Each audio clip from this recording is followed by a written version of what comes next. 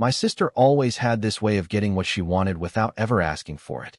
When we were kids, she'd just lie or start crying, and somehow, people just gave in. But as we got older, it stopped being harmless.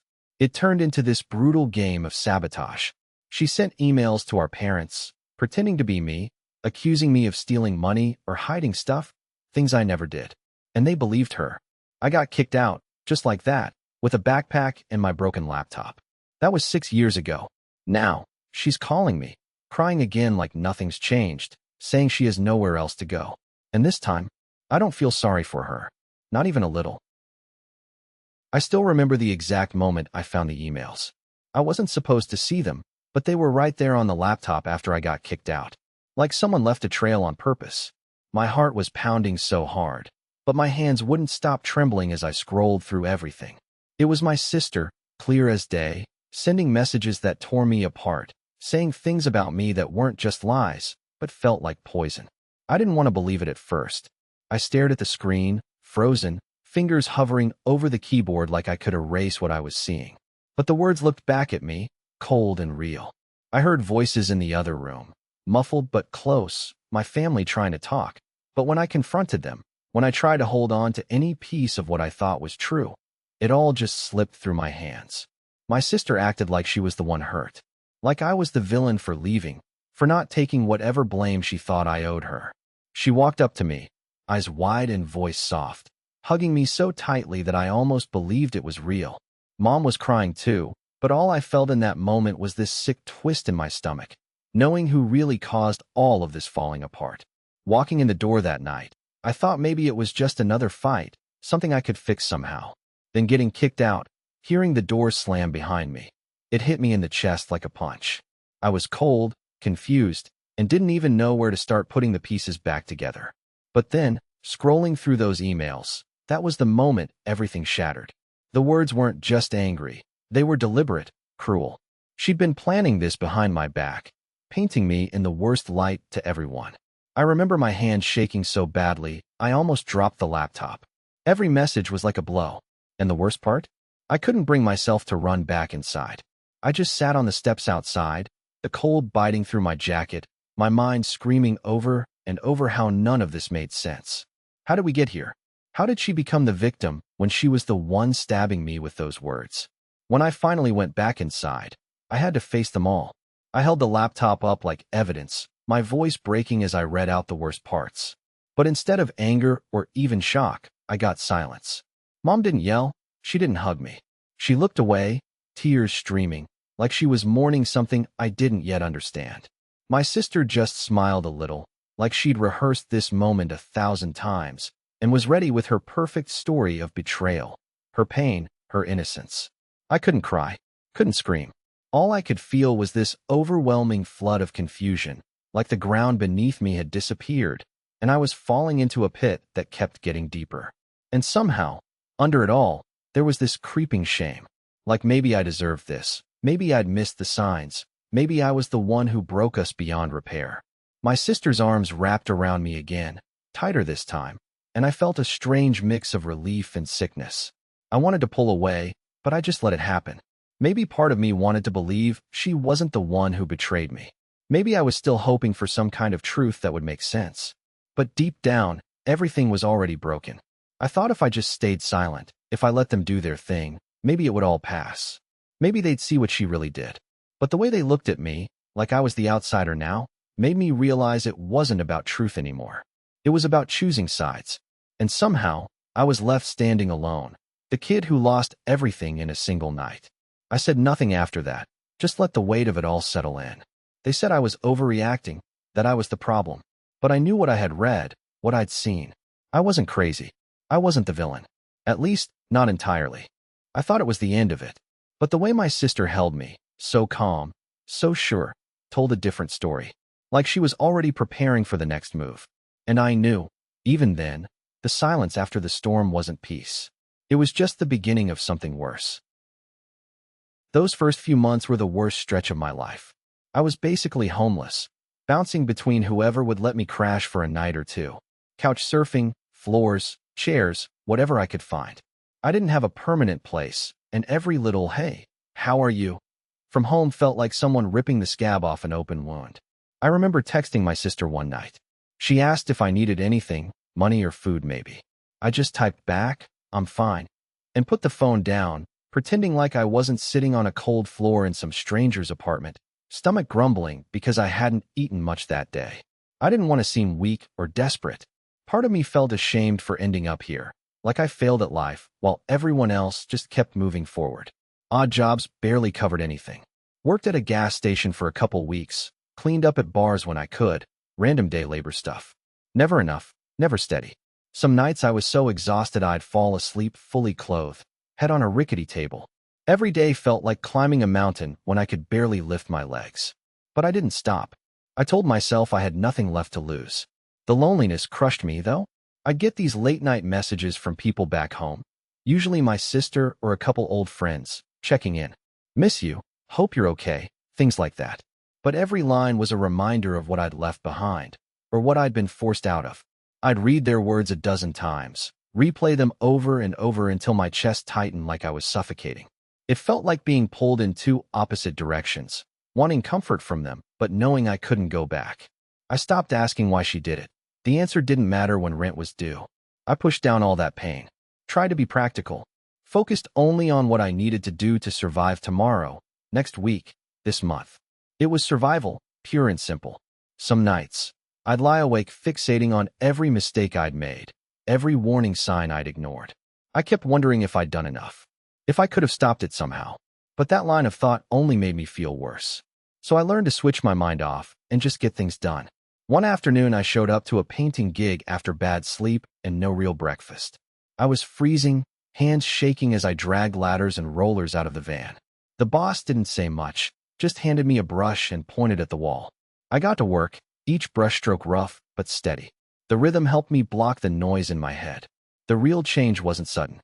It was grinding forward, little by little. Each paycheck meant a night off a stranger's couch. Every sunrise, a small victory just for waking up. I started writing a journal too, mostly after the longest days when everything inside me wanted to break. I scribbled down the ugly stuff, the fear, the anger, the emptiness, but I also jotted ways to keep going. Reminders, promises to myself. They weren't eloquent or polished, just desperate words clawing out of the dark. One time, I caught a reflection in a cracked subway window during my commute. The person staring back looked exhausted, eyes sunken, hair a mess. But there was something else, something steady beneath all that wreckage. It scared me how much I could see myself becoming, but it also gave me a weird kind of hope. I wasn't that scared, broken kid anymore, even if some days still tried to bury me. I was starting to hold myself together. Maybe not perfectly, but enough. That's when the tension shifted. I was done waiting for someone to fix this. Done hoping for an easy way out. I packed my bag that night with my barely there belongings and sat staring at the ceiling for hours. The weight of everything felt unbearable, but beneath it, something else stirred. A calm focus I hadn't known I was capable of. It was time to stop surviving and start figuring out how to really live again. I thought if I could make it through those months, I could make it through anything. At least, that's what I told myself. But deep down, I wasn't sure what the next step even looked like. The silence around me was a different kind, one filled with quiet threat. Because just when I thought I was finally out, the past wasn't ready to let me go. The years slipped by quieter than I ever would have imagined back then. I found a job that didn't make me want to scream.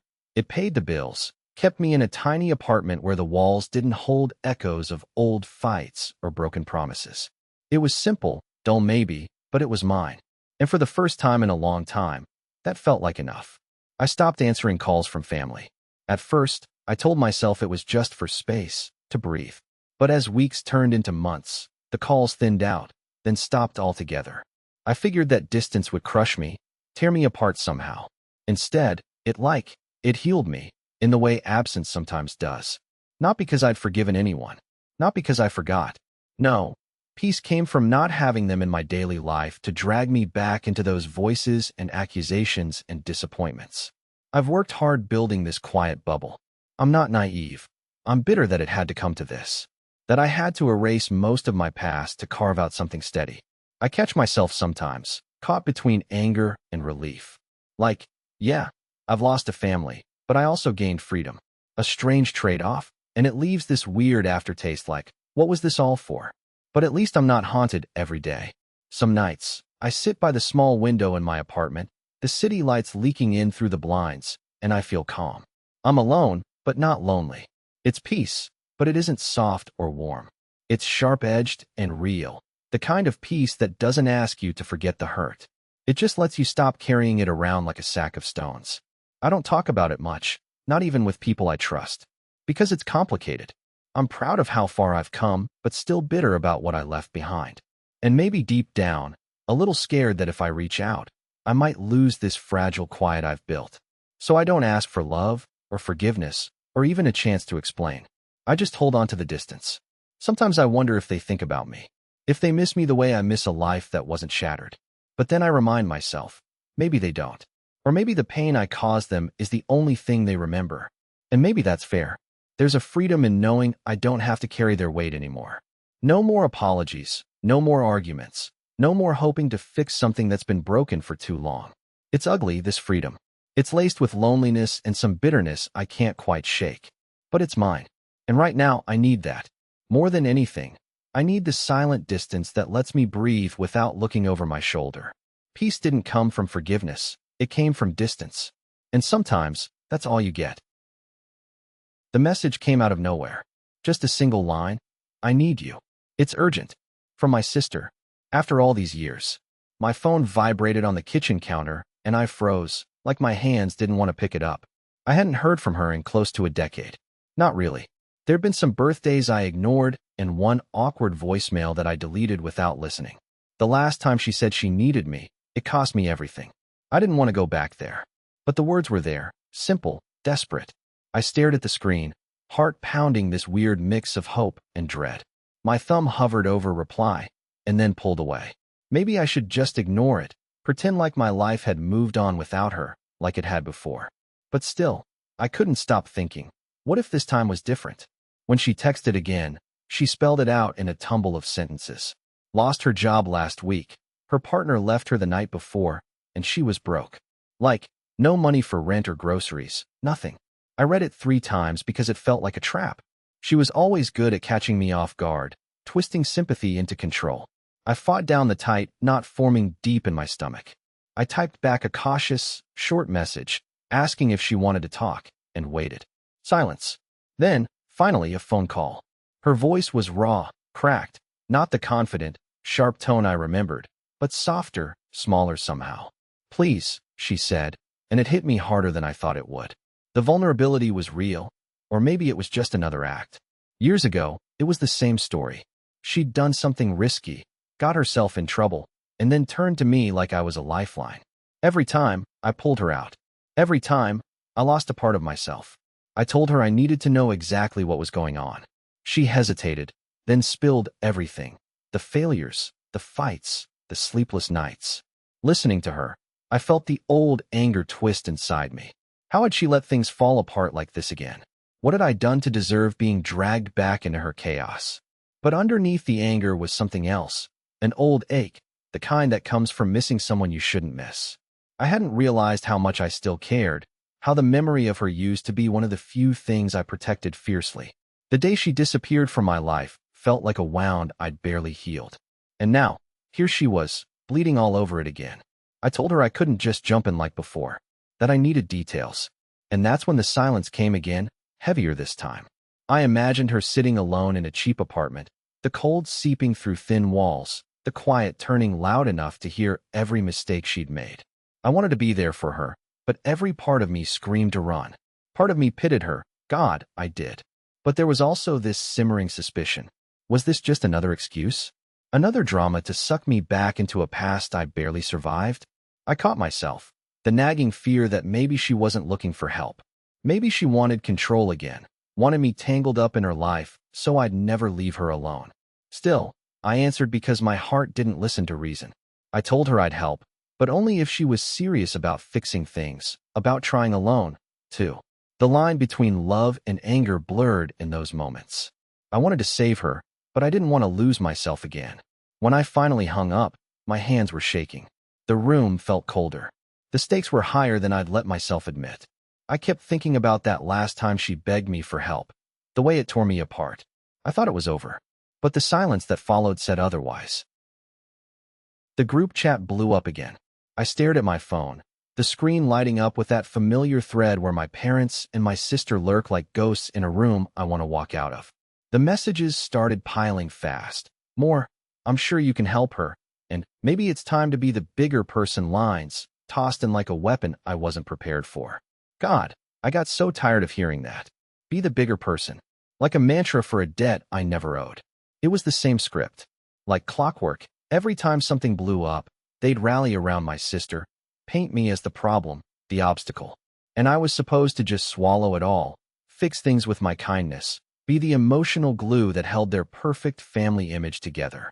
I could almost hear my mom's voice in every message. This tone like disappointment mixed with a command. "You're her brother. Help her. You know what's right." It was the kind of pressure that sucked the air out of any room.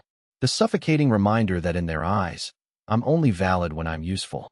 Funny how they only remember I exist when someone else needs saving. I typed, deleted, wiped my screen clean 3 times. The heat in my chest was crawling up my throat, bitter and sharp. Like, why was I still here? Why was I still trying to meet their expectations when it meant stepping into the same trap over and over? One message from my dad stood out. Family means stepping up, even when it's hard. Don't let anger blind you. I wanted to scream back. Like anger blinds me. Maybe what's blinding me is being constantly told I'm the villain in my own story. But instead, I just stared. The messages kept coming, piling on, each one sounding more rehearsed, more surgical. "You have the power to fix this. She needs you right now. We just want peace." Peace, a word that tasted like control in this context. Like, I wasn't allowed to be angry or hurt or even confused. I had to be the good guy, the fixer, the bigger person. I glanced at my sister's name at the top of the thread, gray and unread like a weight I couldn't lift. I wanted to believe they were right, that maybe I was the problem. But this endless cycle is exhausting. Will I ever get to be seen as anything besides the family's emotional labor? Or the bad guy when I'm not fixing enough, fast enough? There's a coldness creeping into me now, a kind of quiet detachment. I'm watching it all happen, the same manipulations, the same guilt trips, but somewhere deeper, something's shifting. Because seeing it so plainly also clears the fog a bit. I'm not sure I want to be the bigger person anymore. Not if bigger just means getting stepped on, erased. I could just turn my phone off, walk away. But then what? Pretend none of this is happening? And that made the pit in my stomach twist even tighter. Because part of me still wants to believe this can be different. That maybe, this time, I could say no and mean it, without losing everything. But the group chat kept lighting up, and the pressure kept building like a storm I couldn't stop, no matter how many times I wished it would end. I wasn't expecting her at all. The doorbell rang just after 6, and when I opened it, there she was, standing there like she belonged somehow, but like she knew she didn't. Her eyes were red, and her hands shook a little. I blinked, trying to figure out if this was a joke or if I was about to lose whatever peace I'd scraped together over the last few months. "Can I come in?" she asked, voice quiet, almost like she was afraid I'd slam the door in her face. I swallowed, caught between wanting to slam that door and needing to hear what she had to say. Part of me wanted to run, but I let her in. She stepped inside, wiping her nose on her sleeve like she'd been crying for hours. The whole room felt charged, like the air was thick and heavy, so thick you could barely breathe. I messed everything up," she started, voice trembling. "I know I did. And I'm sorry. Really I am. I'm not even the person I was before. I've changed." She sat down on the couch, avoided looking at me directly. "I just need you to know that. I'm not that person anymore." Her tears looked real, desperate, raw, but so did the lies she told before. I could feel the anger swell up immediately, hot and sharp in my chest. How many times had she said this? How many times had I fallen for it, only to be burned again? "I want to believe you," I said, trying to keep my voice steady. "But it's hard. You showed up out of nowhere, dragged me back into this mess, and now you just want forgiveness? Just like that." She flinched, maybe from the heat in my voice or the weight of those words. "I don't expect you to forgive me right away. I'm not asking for that. I need you to know that I'm trying." I looked down at my hands, noticing how tightly I'd clenched them. Trying. Right. That's what they all said. But what I wanted more than anything was for her to understand what she lost. Not just me, but everything that had ever mattered. I wasn't sure she could. Why now? I asked quietly, the anger giving way to something more tired, more broken. What made you decide you needed to come here? After all this time? She looked up then, eyes glossy but sincere. Because I couldn't keep running. I was scared of being alone, of facing what I'd done. I lost myself trying to fix it all and realized the only way to even start was to be honest with you. Even if it's hard. Even if you hate me. I didn't hate her. Not fully. That was the worst part. I felt this crushing sadness hitting under the anger, like I was mourning a version of her that I barely remembered but still missed. A sister who should never have been like this. But I couldn't let myself forget how it ended. How it burned. The silence stretched between us, heavy and awkward. Her apology felt like an olive branch, but I wasn't sure if I was ready to grab it, or if I even wanted to. Look, she said finally, I'm not here to fix everything today. I just wanted to say that I'm sorry. That I'm different now. And if you ever want to talk, I'm here. I nodded, but I didn't say anything. My mind was a storm. Part of me wanted to reach out, to maybe reclaim something we'd lost, but the bigger part of me was locked behind a wall, afraid of getting crushed again.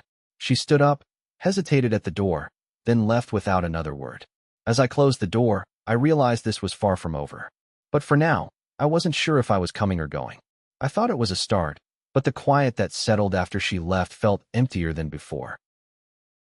She showed up at my door like it was no big deal, carrying that old duffel bag, biting her lip like she was nervous, but not enough to hide the way her eyes scanned the place like she owned it. Can I stay for a few days? She said, voice soft and almost hopeful. I hesitated, maybe too long. Something in me snapped between the no I wanted to say and the fine I ended up muttering. I should have seen it coming.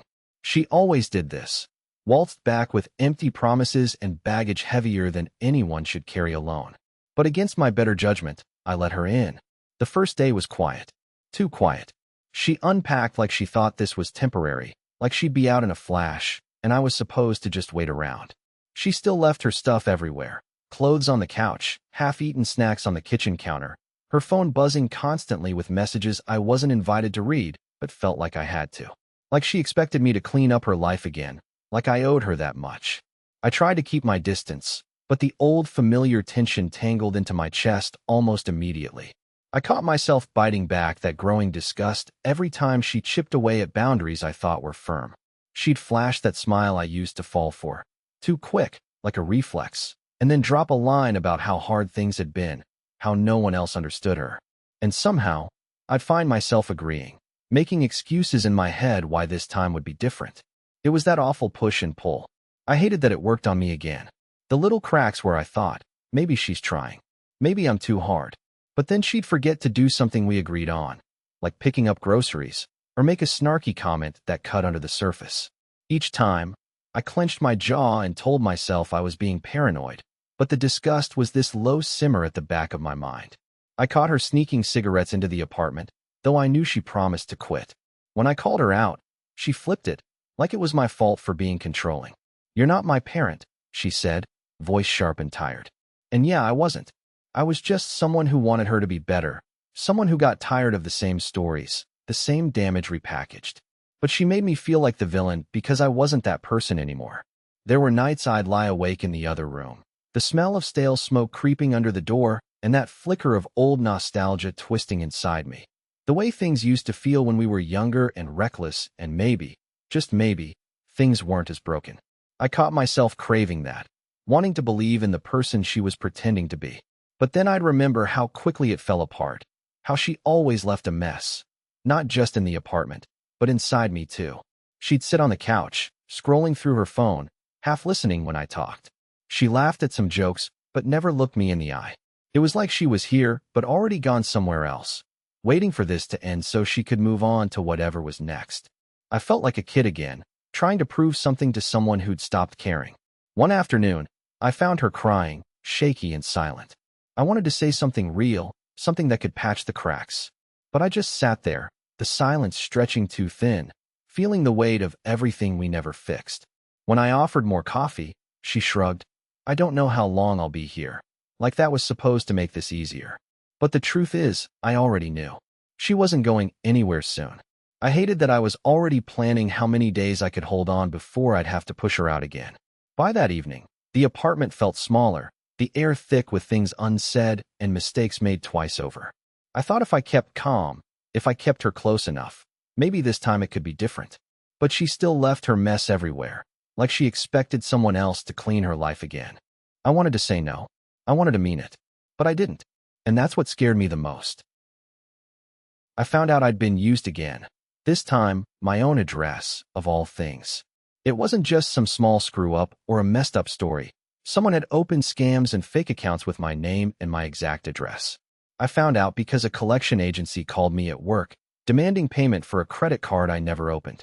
I sat there with the phone pressed to my ear, quiet at first, trying to figure out what the hell they were talking about. "This has to be a mistake," I said. But the guy on the other end wasn't interested in excuses. Then the call stopped being a call and turned into a slow tidying of my life that I wasn't ready for.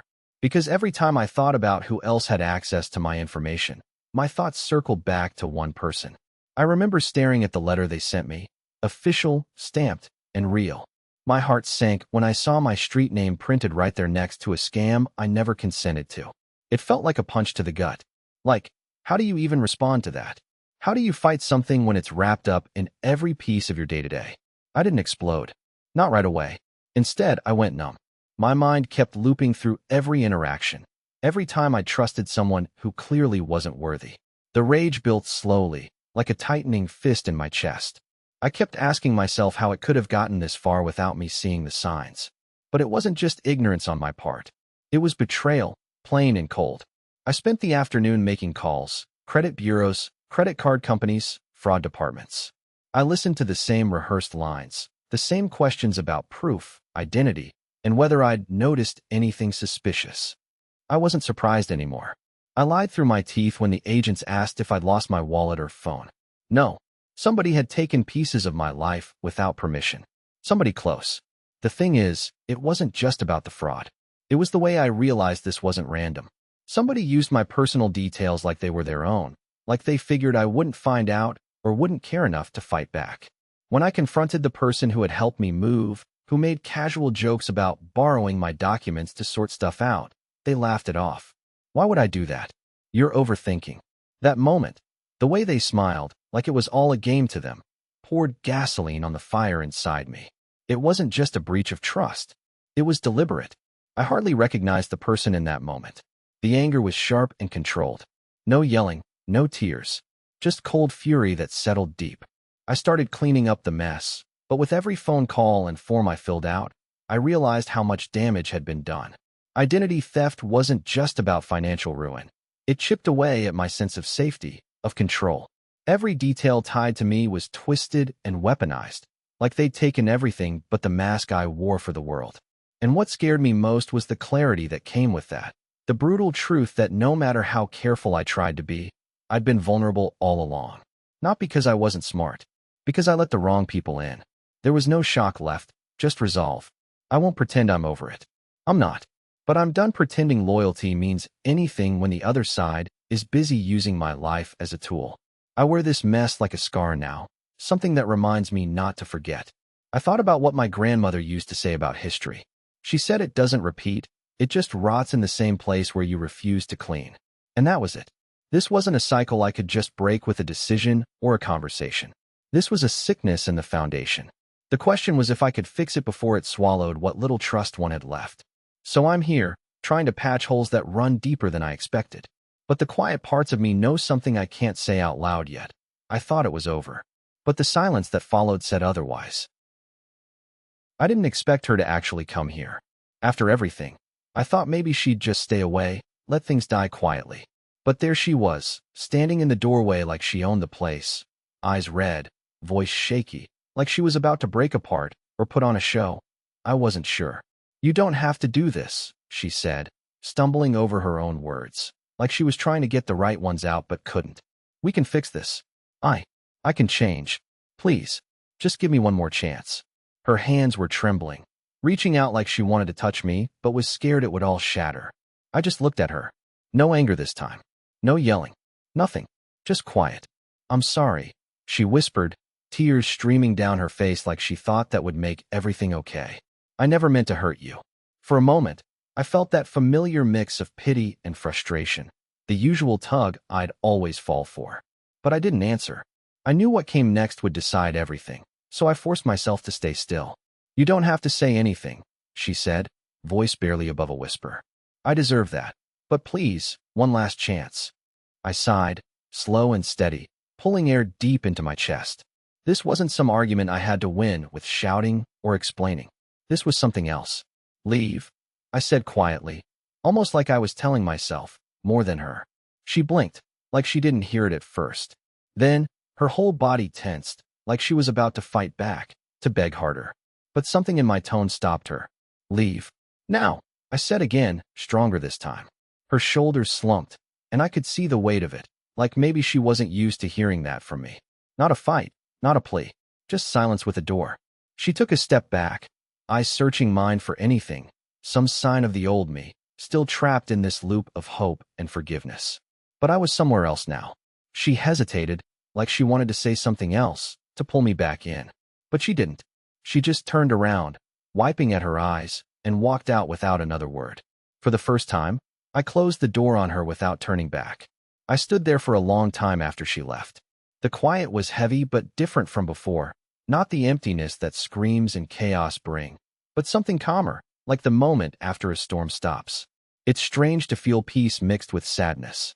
Sadness for what could have been, for the years of hope I threw at someone who never really saw me. But peace, too, because I stopped running in circles. This time, I held the line. I didn't fall back. Maybe part of me wonders if I'm strong, or if I'm just too tired to fight anymore. Maybe I'm fooling myself to think this is finally different. But the quiet in that room after she left, it felt like proof. That cycle's broken. I thought it was over. But the silence that followed said otherwise. It's been months since she left, really left, not just the kind of leaving that drags on and rounds a corner into something you half expect to come back from. I still catch myself thinking maybe she'll text, call, even just one weird meme to break the silence. But it's different now. The quiet is heavier, but somehow lighter too. Like a breath you weren't sure you could take, finally slipping through. My parents keep reaching out. Usually a text around noon, stuff like, we should talk, or please, for all of us. They don't push too hard, but it's there, this hope woven into every message. I don't reply. I don't know what I'd even say. Maybe if I answered once, I'd have to answer again, and then again, and it feels like handing them a key to all the rooms I'm trying to lock down. I told myself I wanted peace. Not the dramatic kind that comes with apologies or big talks. Just peace. The kind you get when you stop fighting something in your gut. And I think I have it. Not because anything changed with her or them. Just because I decided it's not my fight anymore. The house smells different now, too. Less tension in the air. When I walk in, there's no tight knot waiting to wrap around my chest. That's new. I still see her things sometimes. Half a cup left on the counter, a jacket she forgot, but they don't stab like they used to. It's just stuff, not reminders of what I lost or what I never had. I'm quieter these days, not from shutting down, but more like listening to what I actually want. The silence isn't empty. It's full of things I didn't hear before. Maybe that sounds strange, but it feels like waking up. The relief is calm but deep, like sinking into a bed you didn't know was there. I catch myself smiling sometimes, random small smiles when something funny happens or when I'm alone with my thoughts and they don't hurt anymore. I haven't told anyone this. Maybe I'm ashamed of feeling good when it's been such a mess. But the truth is, I'm grateful. Grateful for the space I carved out for me. Even if it meant closing the door on people I once thought I couldn't live without. I replay some moments, not going back to get hurt, just to see how I survived. How I kept going when none of it made sense.